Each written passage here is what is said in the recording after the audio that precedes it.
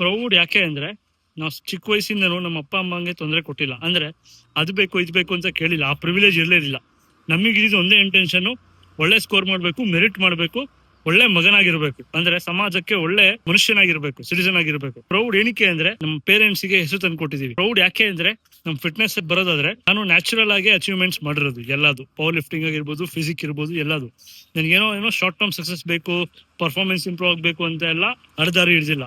ಅದಕ್ಕೆ ಪ್ರೌಡ್ ಇದೆ. ಪ್ರೌಡ್ ಏನಕ್ಕೆ ಅಂದ್ರೆ ಇನ್ ಟರ್ಮ್ಸ್ ಆಫ್ ಕಾರ್ಪೊರೇಟ್ ಅಲ್ಲಿ ನಾವೇನೇ ಇದ್ರು ನಮ್ಮ ಸ್ವಂತ ಸ್ಕಿಲ್ಸ್, ನಾನು ಮೆಕ್ಯಾನಿಕಲ್ ಬ್ರಾಂಚ್ ಆದ್ರೂ ಕೂಡ IT ಅಲ್ಲಿ ವರ್ಕ್ ಮಾಡ್ತಾ ಇದ್ದೀನಿ. ಬಿಕಾಸ್ ನಾವು ಕಲ್ತ್ಕೊಂಡ್ವಿ, ಆಯ್ತಾ. ನಾವೇನ್ ಜಾಣ್ರಲ್ಲ, ನಾವೇನ್ ತುಂಬಾ ಏನು ಬ್ರಿಲಿಯಂಟ್ ಅಲ್ಲ, ವಿ ಆರ್ ಹಾರ್ಡ್ ವರ್ಕರ್ಸ್, ಆಯ್ತಾ.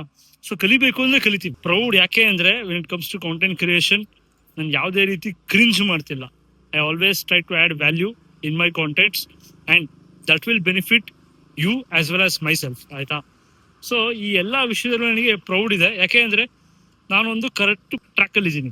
ಆ ಟ್ರ್ಯಾಕ್ ಸ್ಲೋ ಇರ್ಬೋದು, ನನಗೆ ಸಿಗೋ ಪ್ರೋಗ್ರೆಸ್, ನನಗೆ ಸಿಗೋ ಏನಂತೆಲ್ಲ ಸಕ್ಸಸ್ ಡಿಲೇ ಇರ್ಬೋದು, ಅಥವಾ ತುಂಬಾನೇ ಸ್ಲೋ ಇರ್ಬೋದು.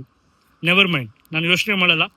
ನನ್ನ ಇಂಟೆನ್ಷನ್ ಇಷ್ಟೇ, ಒಳ್ಳೆ ವ್ಯಾಲ್ಯೂಸ್ನ ಆ್ಯಡ್ ಮಾಡ್ತಾ ಹೋದ್ರೆ ಒಂದಲ್ಲ ಒಂದಿನ ಸಕ್ಸಸ್ ಆಗೇ ಆಗ್ತೀನಿ, ಒಂದಲ್ಲ ಒಂದಿನ ಉತ್ತಮ ಮಟ್ಟದಲ್ಲಿ ನಾನು ಬೆಳಿತೀನಿ, ಅಷ್ಟೇ.